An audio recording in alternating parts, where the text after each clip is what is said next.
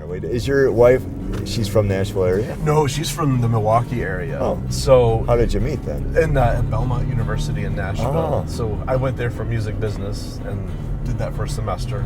I majored in everything for about half a semester. What were you going to do with music business? Sell pianos? No. I was going to try and work behind the scenes, recording studios, all the business side of all of everything. Yeah. I did that, and I realized it wasn't really for me. I mean, it was an incredible program, just a phenomenal. I mean, we got into places that in college you don't get into, and that was part of the schooling, is like, go to this event and be this and do this, and it was one of those things that if you are around, if you meet a celebrity or anything, if a celebrity comes on campus, as a music business major, you are not to talk to them. If you were caught talking, or not talk to them, but getting autographs and being a fan, if you were caught fanning over someone, you're out.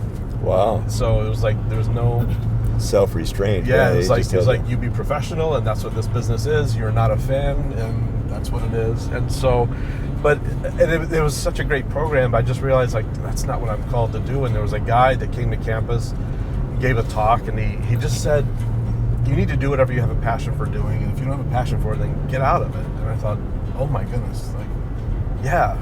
That's a part of discernment sometimes, is the via negativa. It's, it's never a failure to discover this is not what I'm called to do. Right, That's a part of, I have a friend that I think he was Lutheran at the time, went to Carthage, and he got a degree like elementary ed, but he knew that day when he got his degree, or even about that time anyway, he just felt this premonition that I'm not going to really use this degree, and I don't think I'm going to be Lutheran much longer. Mm-hmm. Anyway, so he's done a lot of work in the Catholic Church after he converted and raising his family and so forth. So you just, but God doesn't waste anything either. Right. Like, probably in ways you're still grateful that you were around. Oh, I learned so much. Right. I learned so much. And I remember even going through my first jobs out of college. I mean, I ended up majoring in religious studies and minored in youth ministry and business, but I ended up working in the corporate world outside of college, and I hated it. And then thank God, the Diocese of Nashville had a position open in their youth ministry office, and that's how I got into that.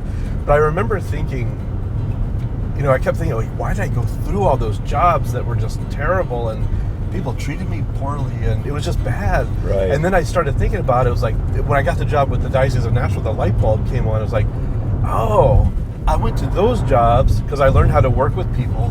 I learned how to do emails. I learned how to fax. I learned how to do spreadsheets. I learned how to budget. I learned all these business sides of things that I use all the time. One of my favorite quotes is from this girl, Corrie ten Boom, and she and her family, they hid a lot of the Jews, so she wrote this book called The Hiding Place, and a beautiful story and all true. And anyway, at one point in the book, she says, that's what the past is for. It's a preparation for a future only God can see. Mm-hmm. So God He knows all these things, and somehow He's the master of, like, when we see the mosaic of our life at the end, we'll say, gosh, who put all that together? I mean, that's your life.